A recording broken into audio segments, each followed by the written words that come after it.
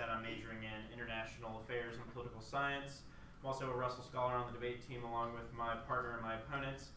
I'd just like to thank you all for coming to watch this debate. I know it may be, a requirement for a certain class, but hopefully we can sort of say something that interests you and that you hold on to. But I'd like to thank also the people that helped make this happen, the debate team, Dr. Panetta, Hayes Watson, Rob Mulholland, we're all really helpful in sort of getting this together. I'd like to thank the Special Collections Library and lastly the Richard B. Russell Foundation. And hopefully we can perpetuate the Senator's legacy on foreign policy as we can even talk about domestic issues as they relate to foreign policy. Okay. We are here today to defend the resolution. The United States federal government should substantially increase domestic energy production in the United States. Specifically, Shayam and I believe that we should increase domestic energy production by removing restrictions on the domestic production of crude oil and natural gas on our federal lands. Currently, the administration has imposed a leasing plan that is restrictive and prevents access to energy on the vast majority of federal lands. As Thomas Pyle, president of the Institute for Energy Research, says, referring to the current leasing plan, the plan reinstitutes a 30-year moratorium on offshore energy exploration that will keep our most promising resources locked away. He goes on to say that it is clear that the president was denying access to nearly 98% of America's vast energy potential on the outer continental shelf. This plan, quote, leaves out the entire Atlantic and Pacific coast and the vast majority of OCS areas off Alaska. These are some of the most promising regions of production, yet the current energy plan that is put in place restricts access to these resources. The International Energy Agency argues that the United States is the Saudi Arabia of oil and natural gas, lands containing enough reserves to provide for solely domestic production until 2120. Removing this moratoria would have multiple benefits. First, it would make America energy independent. Access to these resources would allow companies to grow here at home and provide the energy we all require in the coming decades. Instead of being dependent on other countries for energy, making us susceptible to their geopolitical struggles, political turmoil, and supply cutoffs, we can ensure our independence and safe access to energy in the future. As Walter Russell Mead, a James Clark Chase professor of foreign affairs and humanities, says, the energy revolution of the 21st century isn't about solar energy or wind power. The energy abundance that helped propel the United States to global leadership in the 19th and 20th centuries is back. If the energy revolution now taking shape lives to its full potential, we are headed into a new century in which the location of world's energy resources and the structure of the world energy trade supports American influence at home and power abroad. Not only would domestic energy production prevent other countries from using domestic reserves as political leverage against us, it would allow us to access export markets for our own gain. As Michael Levy, a senior fellow for energy and environment on the Council of Foreign Relations, says, U.S. natural gas exports can provide a platform for more effective U.S. foreign and trade policy. To that end, the United States should use foreign access to U.S. gas exports as leverage in trade negotiations. Energy exports will provide the United States with massive diplomatic leverage throughout the international system. They could be used strategically internationally as they provide us with both diplomatic and economic leverage. These discoveries could dramatically change international trade as we know it, as the United States will no longer be dependent on volatile oil imports from the Middle East, allowing it to exercise its diplomatic priorities without restraint. Similar to how countries like Russia and Saudi Arabia have used their energy deposits as a source of international leverage in their entire foreign policy, the United States should take advantage of its resources to solidify its international power. Second, it would provide a massive stimulus to the economy. Offshore drilling generates massive investment and jobs not only for oil and natural gas companies, but also for a variety of manufacturing sectors, including the shipbuilding industry.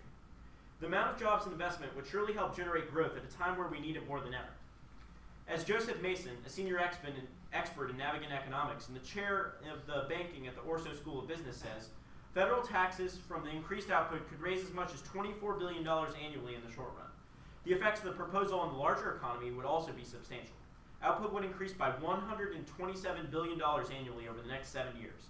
Wages would increase by $32 billion annually in the short run.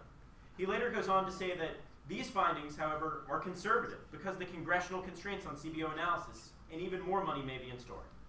One of the few bright spots in our economy over the last few years has been the reshoring of our manufacturing and chemical industries, which have been brought back to the United States because of cheap electricity prices and bringing natural gas prices and historic low natural gas prices.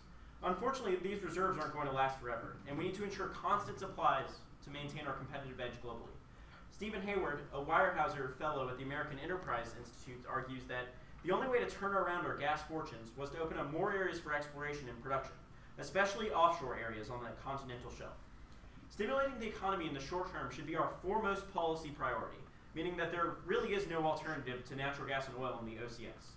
While some advocate wind and solar and other forms of renewable energy, they are not commercially ready, and long-term investment will only hamper long-term economic growth. In fact, renewable energy will skyrocket electricity prices, only undermining our economic growth. Robert Price, a senior fellow at the Center for Energy Policy and the Environment at Manhattan Institute, says that renewable energy imposes costs that must be incorporated into utility bills. Paid by homeowners, industrial users, those costs will be substantial. Electricity from renewable sources costs much more than conventional fuels. In sum, oil and natural gas production are inevitable. Whether it's the Arctic, Russia, Saudi Arabia, or our outer continental shelf, we will inevitably be producing these dirty fuels. It's just a question of where we get them. It's just a question of who gets to use that energy as a means of political and economic leverage and benefit their economy, either countries like Saudi Arabia and Russia or the United States. The United States should take advantage of the increasing global importance and our reliance on energy for both oil and natural gas, and use its massive domestic energy base to its economic and diplomatic advantage. Now ready for questions. Thank you, Robert. My first question is, why should oil drilling and gas drilling be increased given the massive failure of BP in the Gulf of Mexico and Deepwater Horizon, causing massive environmental damage? I mean, although there have been a few accidents, I think regulations for those accidents as well as company standards to prevent future accidents, which are in the long term to their economic disadvantage, have been sort of helpful. And you've identified sort of 2 instances over 60 years of drilling. So I think on par, based on sort of the massive economic stimulus that is gained from these projects and the sort of rarity of those accidents occurring in the first place, it's still better to help our economy. Is your argument that even though environmental regulation in doing inspections and environmental safety for drilling is against the economic profit of the company, they would still comply with them? No, our argument is that these companies sort of, when these oil spills happen and natural gas spills happen, that it hurts their profits in the long run because of bad press and sort of future explorative efforts. So they take efforts against That's fine. that What happening. restrictions exist on oil and gas drilling on federal lands? The argument is that the current administrative policy is sort of, our author talks about it, calling it a moratorium, and that the Atlantic Ocean, the Pacific Ocean, and certain areas off the Gulf and off the Alaskan coasts are blocked off, and they are not giving out. The Department of Interior is not giving out leases. Clear, the Gulf of Mexico is already available to drill, as Parts well of as the Gulf parts Mexico. of the Arctic are already available to drill. A small part of the Arctic. Yes. Okay, my next question then is about the area in the Arctic. Sure. It's already open, already available to drill, and BP has tried to drill there. But they had to withdraw their projects because of bad weather conditions. How do you think oil companies would be able to overcome that? I mean, only a certain part of the Arctic is open, to clarify. The large portion of the Alaskan sort of shelf is our pilot talks about. But to answer your question, I mean, again, you've identified one example of one company who at one time thought it was not profitable to do this. In the long run, there are a lot of resources. In the long run, there are a lot of resources that companies will want. There's also other areas of the OCS, especially with global warming happening over the next sort of 20, 30 years, that these resources will be available and that conditions aren't Okay, that's fine. How does the U.S. exercise this so-called energy leadership that you talk about? Our argument is that it's not only just a question of exercising leadership, it's a question of other countries not being able to. So like Russia, for example, uses its massive natural gas and oil reserves to politically and diplomatically dominate the European Union and foreign policy. If we no longer had demand for oil and gas, would that resolve some of those issues because they could no longer leverage their oil and gas? It might potentially resolve, but I disagree with the premise that we could literally eliminate our demand for oil and natural gas. I think the United States has a big population that's dependent on a large source of energy, and that's hard to change. Thank you. The next speech in the debate is the first negative constructive. It's a 6-minute response to the first affirmative speech that you just saw. Hey, I'm Chetan. I'm also a freshman here. Let's keep it short. I'd like to thank Dr. Panetta, the Georgia Debate Union, Special Collections Library, everyone that helped make this possible. I have a bit of a cold, so sorry if I'm like coughing during the speech. All right, is everyone ready? The affirmative advocates for a decrease on restrictions for crude oil and natural gas production on federal lands. Our position will consist of three core components that at the end of the debate will convince you that restrictions on oil and gas production should not be reduced. First, increasing access for drilling for oil and gas will result in devastating oil spills that cause irreparable environmental damage. Second, increased reliance on oil and gas will prevent a transition to clean, renewable energy that is crucial to meeting U.S. energy demands. And third, we believe that the U.S. has adopted a strategy that provides sufficient oil and gas supply in the status quo to resolve the advantages that Robert isolated in his last speech. Now to the first argument. The problem with the affirmative's position is that it ignores all of the environmental harms that are intrinsically tied to oil and gas drilling on federal lands and will guarantee irreversible environmental damage. According to Tad Patzek, a professor of geosystems engineering at the University of Texas, Austin, if a serious accident occurs, oil may continue spilling into the ocean for 8 months, endangering most of sea life within the spill domain. In bad weather and rough sea, ships can break down, collide, sink, or run ashore. The more support ships are involved, the higher the risk. This argument has strong historical support. For instance, recall the BP oil spill in the Gulf of Mexico. A decrease of environmental restrictions on oil and gas drilling caused inspectors to cut corners, which resulted in faulty drilling technology. This is something that we should not take lightly. Previous oil spills have taken over decades to correct.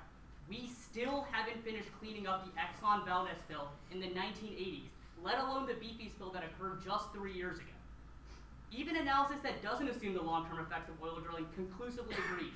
According to Dr. Kenneth Townsend, a professor of economics at Hampton-Sydney College, once oil is in the environment, all of the organisms in said environment will be affected. These organisms could choke out if respiration could not be accomplished due to blockages of oil in their gills or throats. They could be poisoned due to the ingesting of toxic hydrocarbons, or they could lose the ability to move about their environments and not be able to feed. These effects are extremely fatal. The question you should ask yourself is, should drilling be expanded to federal lands? The answer is clearly no. Why do you think these lands were closed off from drilling to begin with? The Department of Interior has classified the closed off federal lands as environmental hotspots that need to be preserved. But there are even worse economic effects. The University of Alabama Center for Business Economic Research said that losses for the state of Alabama alone could total $3.3 billion because their tourism revenue dropped to zero.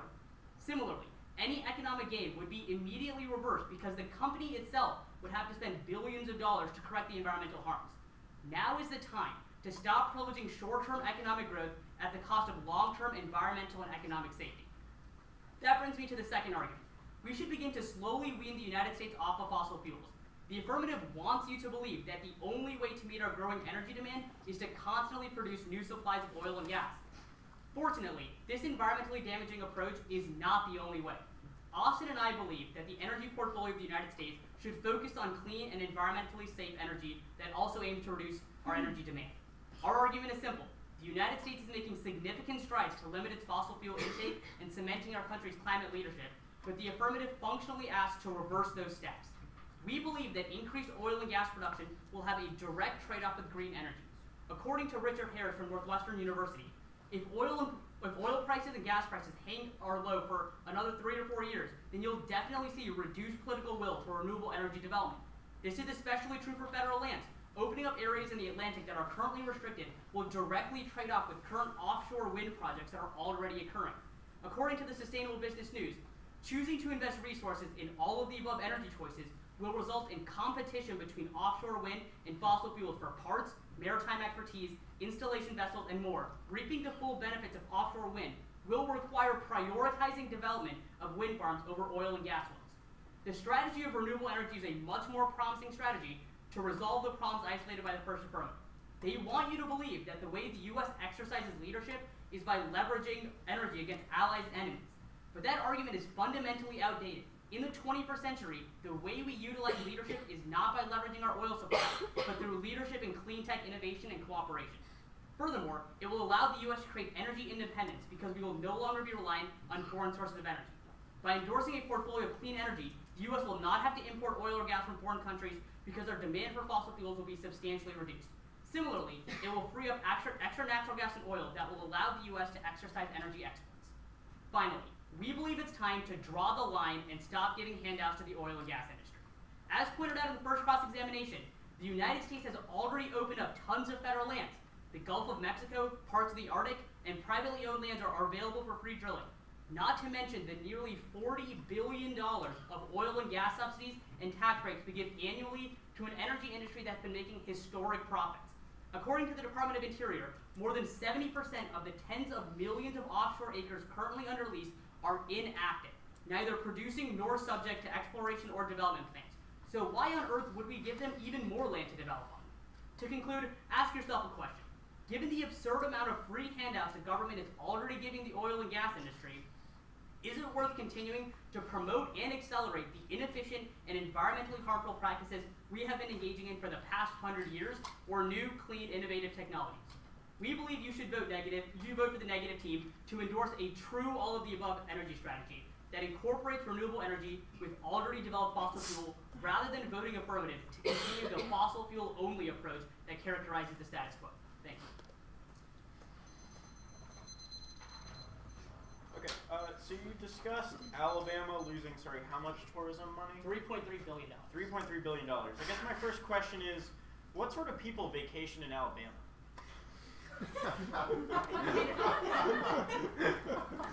Yeah, he's from Alabama. I think the question is a little I know, relevant. he probably knows. I'm not sure what the question is. Okay, no, that's fine. Like I'm sort of confused about renewable energy. When does this magical sort of transition to renewable energy happen? Right, our argument is that the reason renewable energy development has been so slow moving for the past 20 to 30 years is because we've spent all of our time, all of our resources pouring it into the gas industry.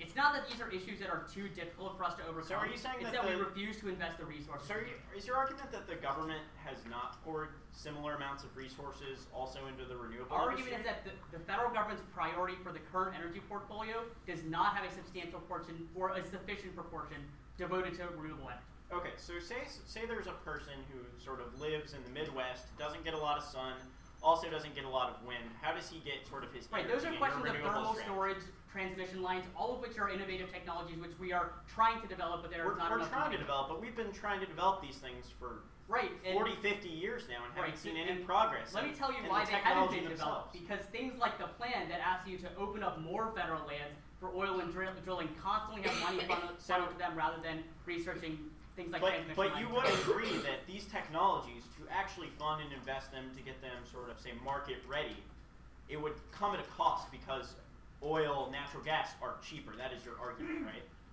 That it's expensive to do. It's expensive for R&D for any product. Yeah. Our argument is that we have a sufficient supply of natural gas and oil in the status quo that we don't need to be drilling for more. Rather, we should invest those resources on renewable energy. Okay. Could you discuss what is offshore wind? It's on the Atlantic coast, off the mainland, but there's wind turbines that are generated that generate wind. My camera on. Keep going. I'll keep going. The article that I cited discussed a project that's in West Virginia. Part of it is in Maine. It's essentially large wind turbines. How much does this evidence you read talk about how much energy we can actually gain from offshore wind? It doesn't sound like anything that's sort of been proven technologically viable. It sounds like all the technologies you're talking about, we're putting sort of all our bets on things that might work. Right, in the sense that we need to develop and innovate and. But we don't know that these things will. Well, no, we know. Well, we factually know that wind turbines work. Okay. We factually know that solar panels work. So just as making it them sort of, competitive. with the current United States strategy of we still import a lot of oil. Right. How does that importing oil in other countries drilling not sort of lead to the same drilling accidents? In the sense that other countries will continue to drill? Yes. Right. First of all, that's not an excuse for the U.S. drilling because the U.S. has caused more accidents than any other country. But second, it's a question of global modeling and leadership. So the next speech in the debate is the second affirmative constructive, and his obligation is to rebuild the original claims in light of Chetan's critiques. Hi, my name's Shayam. I'm a junior on the team. I'll keep this short as well. I'd like to thank the audience and all the people who showed up and helped make this debate happen. Specifically, I'd like to thank all the members of the Georgia Debate Union, and especially Dr. Panetta, our director who makes all of this happen. I'd like to thank the Special Collections Library for allowing us to have this debate here today, and I'd like to thank the Richard B. Russell Foundation for helping to support our team and good policy in the state of Georgia and elsewhere.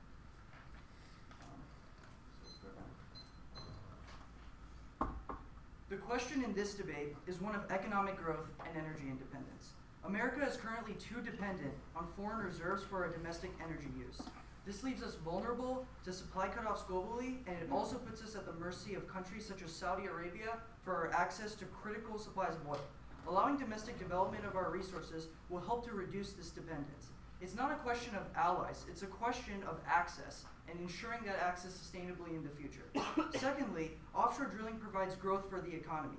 Development of resources in the United States will provide a massive boost to the economy by increasing domestic investment, jobs, and federal revenue. The benefits are not limited to energy sectors. Instead, a wide variety of manufacturing sectors also involve themselves in the process, helping those industries grow. Given the state of the economy and unemployment right now, this is what we should prioritize today. While there are certainly reasons for us to be concerned about the environment, it is our position that economic growth, industry innovation, and safe American drilling are reasons why it is okay to allow more drilling on our coasts. While drilling in the past may have negative connotations, current drilling practices are much safer than the drilling of the past. New technological innovation on the part of the oil and gas industry has significantly made progress, and heavier regulation has been put in place. As the Bureau of Ocean Energy Management says, operators must submit oil spill response plans that demonstrate sufficient response capacity. Most significantly, unlike prior to Deepwater Horizon, operators must demonstrate in advance that they have access to and can deploy an effective subsea containment system in the event of a loss of well control. We must also recognize that the spills and errors with drilling are the exception and not the norm. The media publicizes the spills that happen, but don't put that into the context of the amount of drilling that has historically occurred. Drew Thornley, an energy policy analyst, says that since 1975, offshore drilling in the exclusive economic zone has a safety record of, quote, 99.999%. While a spill would produce negative economic effects, the $3.3 billion worth of losses they cite is made up 40 times over within 1 year of drilling, with a stimulus of over $127 billion within our economy. More importantly is that we must not ignore how we get our energy in the status quo. If we choose not to access these energy reserves, we will still need that energy. We will just get it from other countries that use worse drilling practices. It's a question of whether or not we choose domestic regulation. Dan Sullivan, an energy expert from Alaska, puts this effectively when he says, quote, "When we delay or disallow responsible resource development, the end result is not to protect the environment, but to drive hydrocarbon investment and production to countries with much lower environmental standards." In response to the renewables argument, while renewables will play a greater role in energy production in the future, there are reasons for us to want more oil and gas development now. First is that renewables cannot provide the widespread economic benefits that drilling does. Drilling affects a wide variety of manufacturing sectors and provides jobs and investment. It allows the federal government to reap billions in federal tax revenue from the lease sales we get. While renewables may reduce some forms of foreign dependence, they certainly don't provide a similar amount of economic stimulus to the wide variety of manufacturing sectors. Second is that oil and natural gas prices are relatively low right now, yet renewable investment is supposedly happening according to the negative, which means they are in a double bind. Either the current state of prices means no renewables will ever succeed, or it proves that there is no trade-off between oil and gas drilling and renewables, and the two can happen at the same time. We agree in all of the above strategy could be good, but we can invest in those forms of technology and develop our resources. This brings us to the third point, which is that renewables are intermittent and too long-term, and thus cannot truly replace oil and natural gas. While technologies such as hybrid cars, electric cars, and others are being developed, they are nowhere close to penetrating the market or replacing our need for oil that is most of our transportation system in the status quo. Even if we were to transition to those vehicles, they are based off renewable technology, which means natural gas is a necessary bridge fuel. For example, solar technology only works during certain parts of the day and changes based on the time of year, which means it's not sustainable. Wind energy relies on a sustainable supply of wind that occurs only in certain parts of the country. And when you add up all of those all the electricity we get from renewable energy, it in no way can effectively fuel our entire transportation system, which is why we'll need oil inevitably. Kevin Duran, an Institute Fellow and Assistant Research Professor at the Renewable and Sustainable Energy Institute, says, "With cheap gas replacing coal, power system costs should decline over time anyway, leaving a chunk of savings that could be applied to renewables investment with relatively low impact on consumer rates." Now, in regards to their last point, it is not our position that oil and gas subsidies are good. This is irrelevant. In fact, in many instances, they are probably unnecessary. It does not mean we should prevent companies from drilling in areas that they need. While some federal lands are open now, that is not a reason we shouldn't open the rest of them in order to provide an additional boost to our economy and further reduce unemployment and our dependence on other countries. The Department of Interior report they cite supposedly says 70% of current open areas are inactive. But what the negativists fail to mention is how flawed that report was to begin with. As Tom Fowler says, the administration's report assumes that oil and natural gas are spread uniformly across lease acreage, suggesting that 70% of idle leases equates to 70% of idled resources. The DOI report defines inactive leases as areas that may be subject to seismic and other types of surveys. Thus, it is true that there are areas that are open now, but they are currently being prepared to drill on or don't have any oil or natural gas to begin with, which is why we aren't drilling there now. 98% of the current potential of the OCS is off limits, and that's a reason why we must open those lands immediately for our economy. All right. First question. So what sectors of the manufacturing industry does the plan affect? There's a wide variety of sectors. So a couple examples are the steel industry. They build a bunch of pipeline for these offshore rigs, and the shipbuilding industry, which right now is Right, okay, so the first cross-examination established that areas of the Arctic and the Gulf Coast have already been open to drilling, right? very limited portions of those. All right, I don't understand why that investment in shipbuilding and or steel is already not occurring, or why the oil industry is already not doing those Some of those areas have been open for long periods of time, Right. so there's a couple arguments. First is that a lot of those areas are already tapped. It Second seems is like it's not sufficient because a lot of the 98% of the OCS is currently off limits, so they're not building a lot of ships and they're not building a lot of steel. Okay, I don't understand why developing renewable energy doesn't tap into that manufacturing industry much better than a 100-year oil industry, which has existed, all of which the manufactured parts already exist. Well, like, I'm not sure what the new innovative thing is that you are creating. Well, there's a couple arguments. First is that a variety of manufacturing sectors are affected by electricity prices, and those electricity prices are largely That's a secondary consideration. My question is, what do you do no, to it's a question of reshoring. A lot of companies are coming to the U.S. now because of low electricity prices due to better natural question. gas, Better question. not renewables. Are you building something that has never been built before, or We are needs building R&D? more of something that we has already been have. built Okay. limited. So I know a 99% safety record sounds pretty good, which means that there's only 1% chance of accident. Well, So it's actually 99.999%. all right, so there's 2,000 oil rigs in the United States. So there's a 0.01% chance. Like, just say conservatively a 1% chance, right?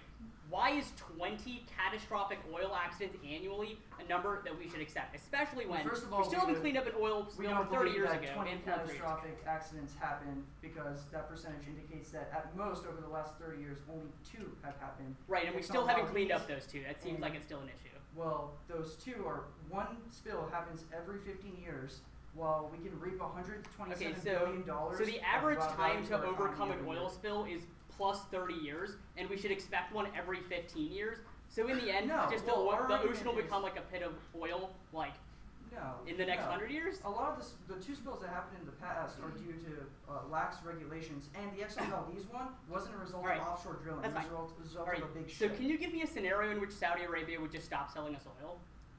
It's not a question of whether they'll stop selling us oil. It's a question of whether some geopolitical turbulence happens to where they can't. Right. So supply we that invaded oil. Iraq twice, It's not 1991 about and in invading Iraq. 2003. There are a variety of Right. I just disputes. don't think you could give me an explanation for why Saudi Arabia would be like, no, I'm not going to give you There's oil.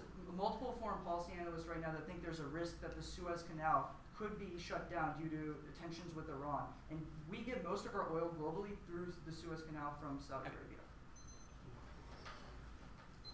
The next speech is the second negative constructive.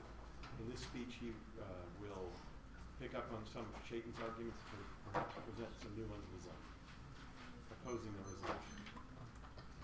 Hello, everyone. As already stated, my name is Layton. I'm a senior on the debate team. I'd like to echo everyone's thank yous and sentiments already talked about earlier. A few that I'd like to add: Special Collections Library, Jill, thank you for your assistance. Another person I'd like to thank, Mr. Campbell, thank you for being here on behalf of the Russell Foundation, as well as a Georgia Debate alum. Go Dogs. And it's an extremely unique opportunity to participate in the first annual Richard B. Russell debate, and I look forward to the Georgia Debate Union continuing this tradition as it's an important one both for the debate team and students at the University of Georgia. So I'll begin with the speech. There are 3 reasons why you should vote negative. First, there are massive environmental harms to oil and gas drilling that should precede the economic benefits. Second, focusing on fossil fuel development will detract from development of renewable energy that offers a cleaner alternative to solve our impending energy crisis.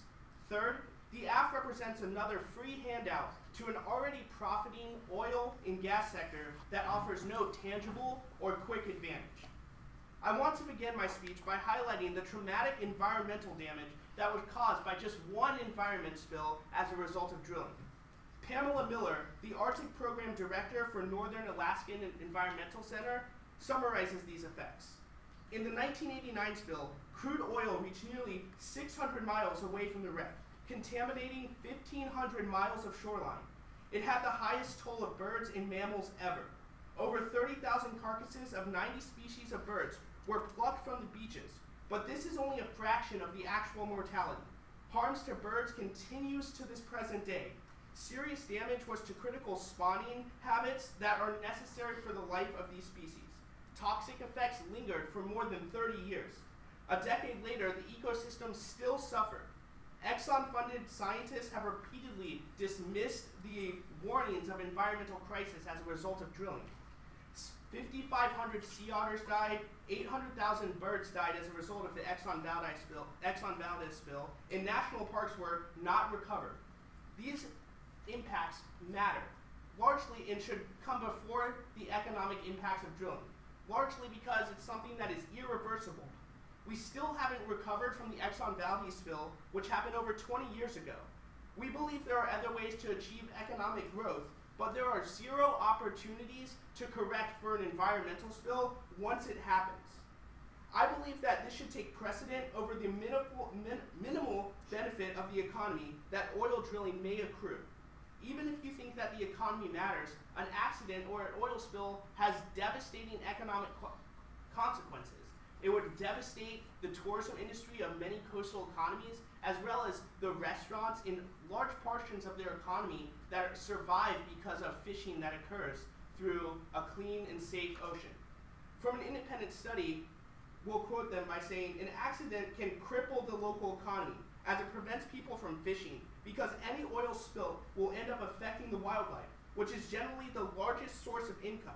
Fishing is important as it provides income for restaurants. The local economy has been crippled, with many people unable to earn the money they need to be able to afford their basic living costs. The affirmative wants you to believe that somehow the oil and gas industry has made gigantic leaps in safe technology since 2010. That is laughable and proves why, in the big picture, we should not privilege the arguments about the economy over arguments about the environment. Oil companies will attempt to achieve economic growth at all times.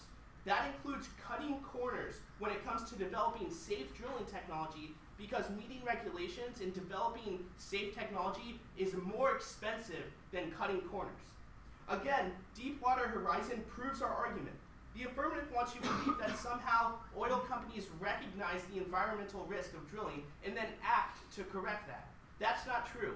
In Deepwater Horizon, there were many warning signs from inspectors and other independent contractors, but oil companies constantly ignored those claims because they only cared about generating economic profit.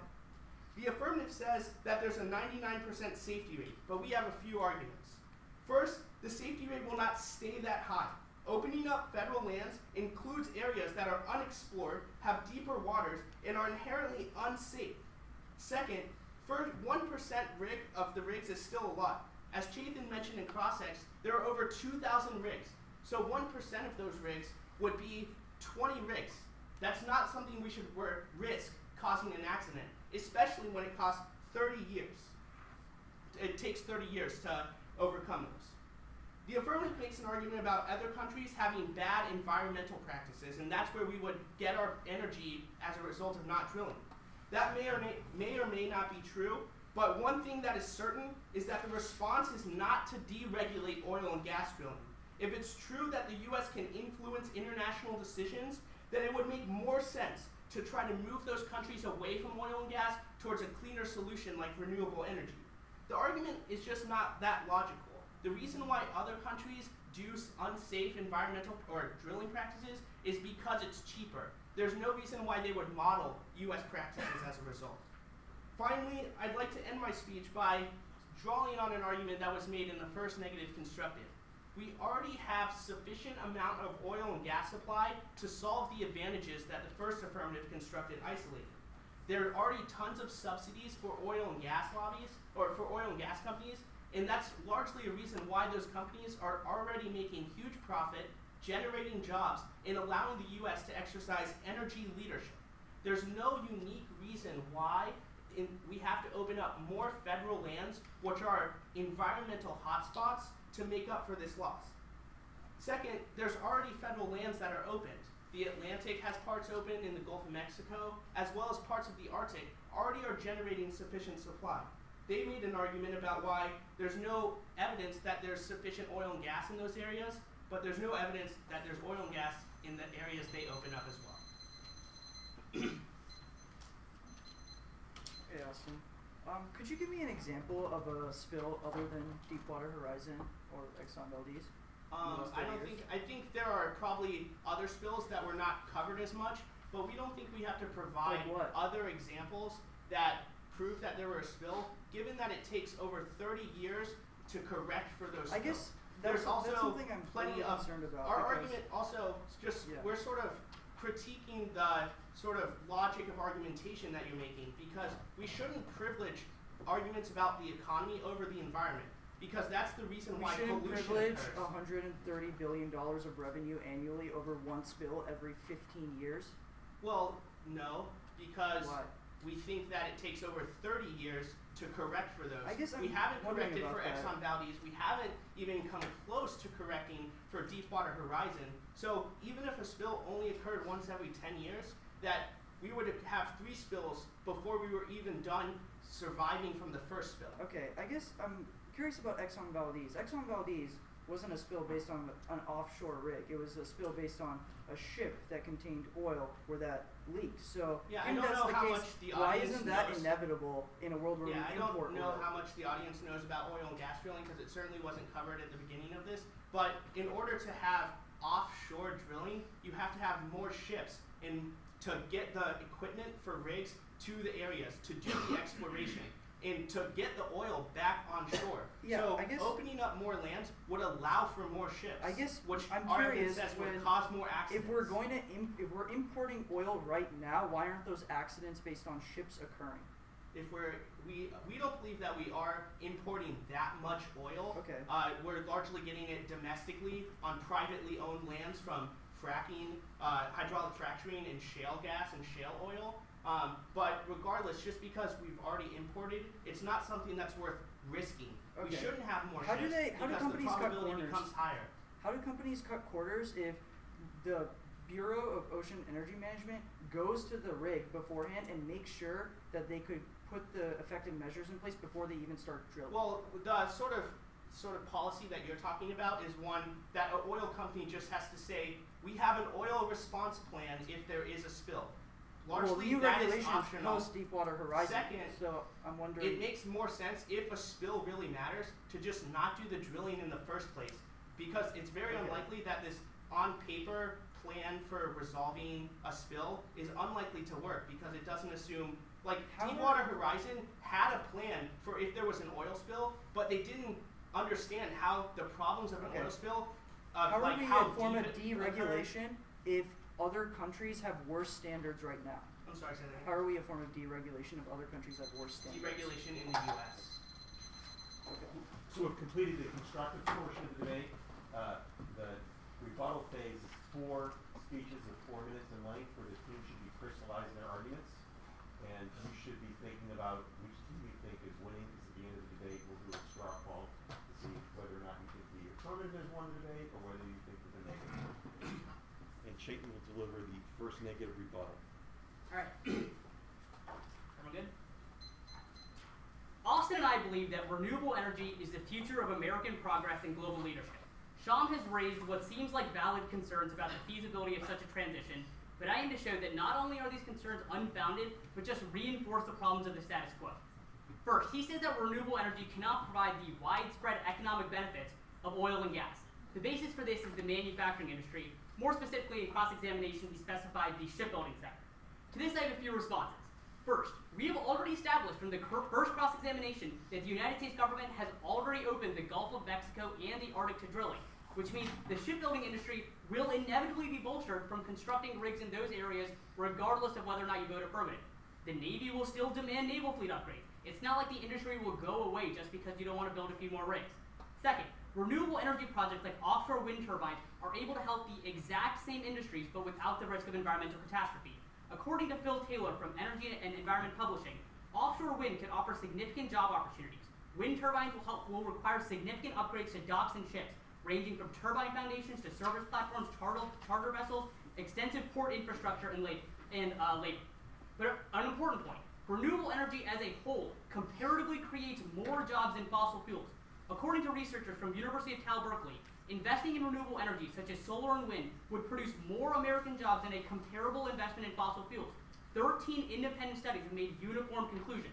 Studies from the American Energy Society show that 4.5 million jobs will be created in the United States if the government gets serious about renewable energy. These are net jobs created, meaning that the findings take into account the number of jobs that will be lost as well. Now, his last argument is that renewables are too long-term and unstable now. Yes, we agree renewable energy is not perfect now, but why does that mean we should foreclose that possibility in the future? I mean, the first personal computer in 1984, using it was more painful than watching Florida win a national championship. But we continue to develop and innovate, and now computerized technology runs the whole planet. An important point here. Why do you think it is that our entire transportation system is run by oil and that the development of hybrid and electric cars is moving so slowly? It's because of proposals like the affirmative that in the face of one of the greatest oil and gas booms in the century would rather open up more land for drilling and give more money to BP and Shell rather than investing those resources in things like photovoltaic panels, electric cars, and wind turbines to one day be actually energy independent but not environmentally negligent. Things like thermal storage, ineffective panels, inadequate transmission lines, higher electricity prices, all the problems that you bring up and all the problems that Sean brought up in his speech are outstanding problems not because they're too difficult to overcome, but because we as a country refuse to invest the resources to tackle them. We are the laughingstock of the world in this regard. Countries like China, Germany, and Japan are miles ahead of us in adopting and developing clean tech as we sit here as the world's #1 emitter of pollutants. Our international credibility and diplomatic leverage are sorely suffering because of this, and it will be rebuilt by setting a global example for innovative and cheap renewable energy. When we look back in 50 years, do we want to say, oh yeah, we finally stopped using oil because the Chinese figured out how to make cheap electric cars, and now everyone in the world uses them? No, we want to say we are the ones who invented the great new energy revolution that will change the world. So we need to be the country that takes the bold new steps to make that a reality, and opening up more land for oil and gas drilling is not going to accomplish that. Look, none of us are under the illusion that we can just magically stop using oil tomorrow, but our point here is that we are already extracting so much oil and natural gas that there is no reason that we need to stack the odds in favor of the oil industry any more than we already are. It's time to give renewable energy a chance.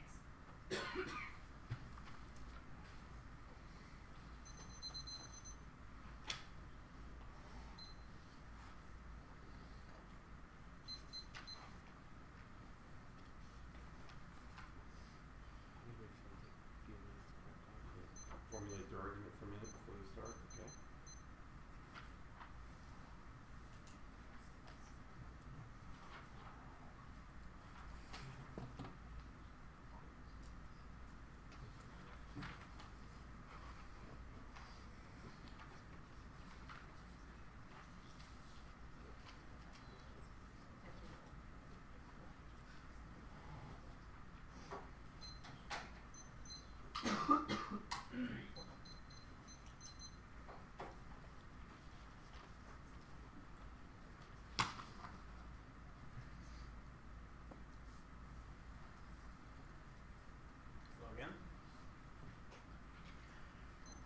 Shayam and I believe that we should open up the rest of the outer continental shelf for natural gas and oil drilling and energy production. There are two main reasons to vote affirmative. First is the economy. $127 billion every 7 years in revenue and an overall GDP gain is a big deal. It increases domestic industries, shipbuilding, manufacturing, the chemical industry, leads to more jobs and cheaper bills because all of these industries use things like natural gas and oil as a basic feedstock, which renewables do not. Potential environmental harms do not mean you should forego economic gain. We can help lower your bills rather than saving 100 birds in the ocean. Manufacturing, chemical, shipbuilding industries are more important than fishing and tourism because it's a question of our broader national economy. These arguments assume that a spill happens in the first place. They have conceded the argument that spills, even with the loss of a spill, the economic gains are still 40 times greater. Second is foreign policy. Russia is being a dominant foreign policy sort of in the European Union and abroad. Saudi Arabia is forcing us to abide by their international leverage. Saudi Arabia and Russia are not just going to move away from natural gas and oil because they have massive reserves and understand that that is a key source of their diplomatic leverage. U.S. must set up trade agreements and use its diplomacy for international power to ensure that we can be dominant internationally. They talk about the Exxon Valdez spill, but this doesn't assume that we have reformed our regulations after that spill. The Bureau of Ocean and Management have demonstrated a containment system and forced companies to implement such a containment strategy before the spill occurs. Companies cannot simply cut corners with a government agency. They recognize potential risks to profits and will reform the behavior. Michael Schneider, Advocacy Director of the Clean Air Task Force, says that many technologies and best practices exist to reduce the impact of oil and gas production, both to the Arctic and global climate. If we're going to extract oil, we need to do it in a way that does not exacerbate the very real problem that climate change is already posing. Since 1995, there have been 2 oil spills, 99.999% ratio of success. That is not just 1%, that is 0.0001% that a spill will occur, where there is guaranteed chance that we will get hundreds of billion dollars in revenue. So you can round that down to 0 spills, one maybe every 15 or 20 years, which doesn't assume sort of reforming reserves. We will inevitably get oil from other countries who have lower environmental standards while we are developing renewable strategy in the first place. The renewable industry does not create any form of jobs similar to the oil and natural gas industry. The National Renewable Energy Laboratory tracked the stimulus funds and found that renewable programs cost $9.89 million for every single job created, meaning that they cannot bolster industries because although some natural gas and oil exist now, we need to increase these domestic reserves, which will be better for the broader economy and better for our at-home industries. Technologies like offshore wind, general wind, solar power are not proven and still need massive investment, meaning in the interim, your electricity bill, electricity prices, broader sort of energy prices, fuel prices, the thing you're paying for at the actual gas pump will massively increase while we're hoping that sometime down the road, these renewable strategies may be commercially ready. Renewables are intermittent and too long-term to actually solve. Wind requires a place that has a plentiful supply of wind. Sun requires people not to use energy when it's not even light outside. We've been trying to innovate these technologies for 40 years, and in the long run, it's near impossible. We don't need subsidies in the first place if we have a plentiful resource base. Our pile evidence, who's a president of the Institute for Energy Resources, says that 98% of our offshore resources are locked away in the places of the OCS that we are not giving leases out to, which means that the status quo's reserves are only accessing 2% of our energy potential.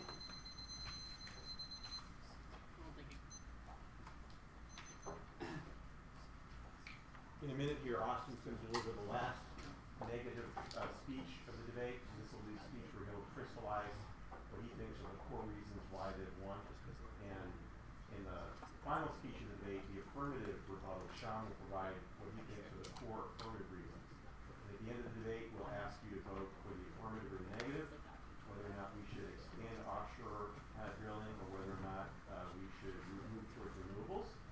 And we'll have an open discussion for folks that want to do that. And Mr. Watson has the sheet for any of you that are here for the purpose of credit through the speech communication research credit out. Should have already been sent around, but if you haven't signed it, be sure to do so.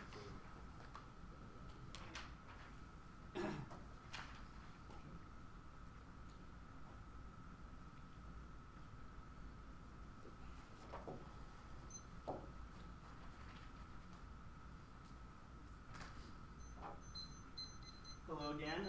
Hope you guys are ready for this exciting speech. 'Cause I'm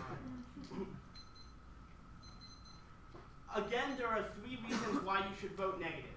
First is that there are massive environmental consequences to opening up federal lands because something that the affirmative has chosen to ignore is the number of hotspots and unique species that are in the closed off federal lands.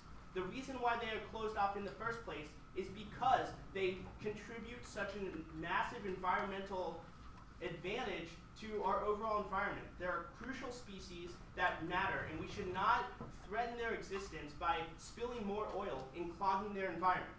Second is that the affirmative's focus on increasing oil supply when there are already tons of handouts, tons of open land already available for oil and gas. Their mindset that we always need more will never stop. After the affirmative is over, or you vote affirmative, we'll always be asking ourselves, well, we need more and more oil, even when we already have sufficient supply, which will cause us to cut corners and risk massive environmental consequences. Third, there's already a sufficient amount of oil and gas that resolves a lot of the arguments that the affirmative has talked about. I'll address a few of their arguments. First, they say that you should vote affirmative because it allows for a huge economic benefit, as well as diplomacy for the United States. Neither of these things are unique to oil and gas.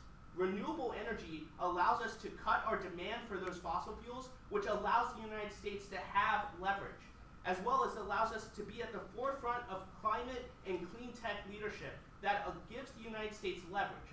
We can be the first ones to develop a sustainable electric vehicle system, a sustainable ways that wean our economy off of oil and gas. Also, it generates jobs. Chetan read a piece of evidence that says, comparatively, there are net more job gains from renewable energy, even if they are intermittent. Now, they make a few arguments about how currently renewables are failing and are intermittent and are not sustainable. This is because we have constantly given unfair advantages to oil and gas and are unwilling to make necessary innovations to make that technology better. There's no reason why you have to put yourself in the mindset of the affirmative. You need to embrace the benefits of developing clean tech energy. Finally, there are a few arguments on the drilling argument that they made. First, they said that there's containment strategies. But these containment strategies do not work. Because of those, in Deepwater Horizon, there was a containment strategy. But the accident happened so far deep in the water that those containment strategies failed. They say that there's 99.9% safety. Well, that argument doesn't make a ton of sense because we think that any scenario for a drilling accident to occur is worth stopping. The reason why we think that that scenario has to be stopped is because it takes 30 years to recover. This debate represents 2 conflicting values, the environment and the economy. Empirically, the result has always been that the economy has won out as the most important value. We ask you to draw a line in the sand and stop this environmental injustice. Privileging economies over the environment is the reason why regulations are constantly playing catch-up. Over the last years, we've witnessed horrible environmental catastrophes, chemical plant explosions, oil spills, water and air pollution, and global warming, all because we refuse environmental regulation in the name of economic growth. This debate is summed up perfectly by a quote by Dr. Guy McPherson, a professor of natural resources at the University of Arizona. If you really think the environment is less important than the economy, try holding your breath while you count your money.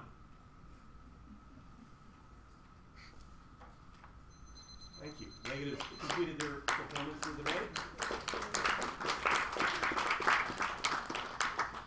And the last speech in the debate was delivered by Shayam after a minute of preparation.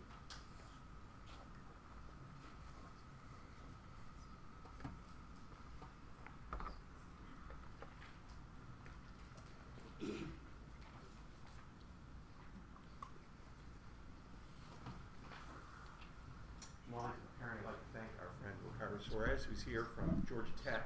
He's a Georgia Tech guy that we like. He is live streaming the debate, and we'll put a link up on the Georgia Debate website. So, in the event that you need to prove to your teachers that you were here and to actually watch the whole thing again, given how good it's been, you can see it a second.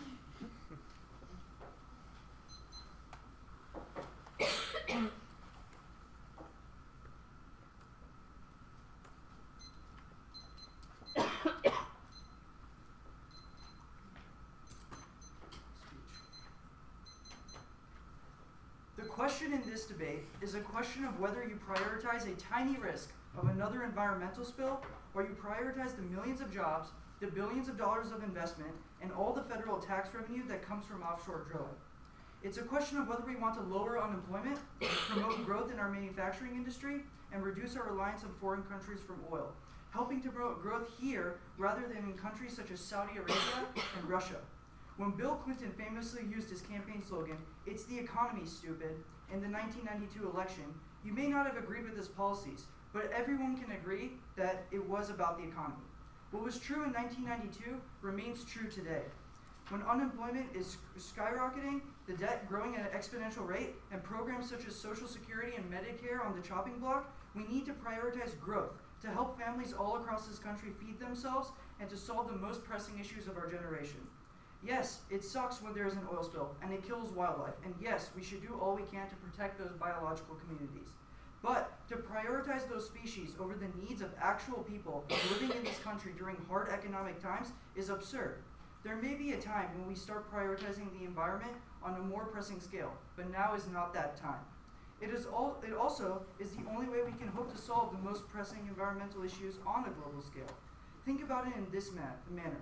Whether or not the US drills over here, other countries such as Russia, Saudi Arabia, will drill inevitably, and they have worse environmental practices globally. These are countries whose companies don't have access to the most up-to-date technology and also produce under less stringent regulation. The only way to solve this is by reducing the amount of oil and natural gas they produce by producing here, and by using growth and innovation amongst the industry to develop new, cheaper technologies that they could use and are more effective. Now, offshore drilling uniquely brings $127 billion to the economy, and that's a conservative estimate. We should evaluate that prior to a 0.001% chance of a spill. The status quo is not sufficient to solve oil and gas. We've read authors that reference the DOI report that says that most of the areas that are open right now are inactive and don't have enough oil and natural gas. In fact, 98% of the OCS is locked up in the status quo. The environment argument has a couple of problems. First, as I've already mentioned, other countries are going to drill and they use worse environmental practices. Second is the environmental problems don't assume a world where we've enacted new forms of regulation. As we've cited, the BOEM, which is the agency that regulates offshore drilling, goes in and makes sure these companies can effectively contain a spill at post-Deepwater Horizon, which means they can't cut corners. They are forced to use the most up-to-date technology. They make a couple arguments about why renewable energy can solve the economy, but there are a couple arguments we have here. First is that renewable energy requires lots of research and development and lots of time, and it hasn't been officially proven.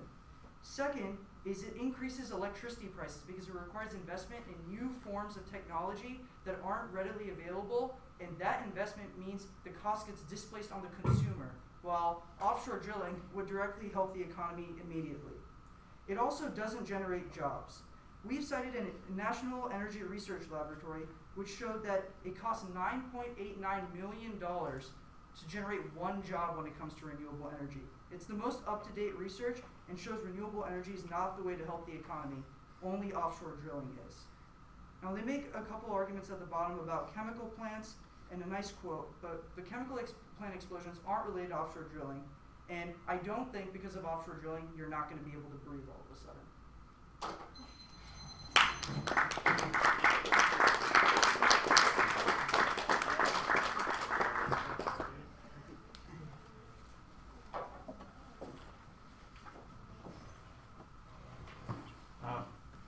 Thank you very much. I think it was a very spirited debate, and I think we have a pretty good idea of the core issues in terms of the environment-economy trade-off. And so what we'll do is we'll take a poll at this point, and we'll see how you feel as a group.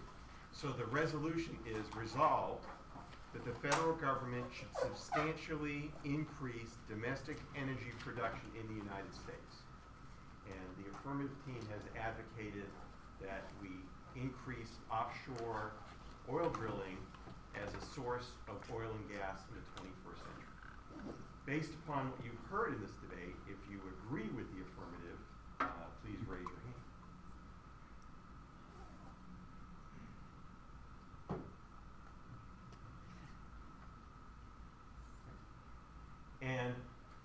resolution again is resolved that the federal government should substantially increase domestic energy production in the United States. And if you agree with the negative that we should not do that, please raise your hand.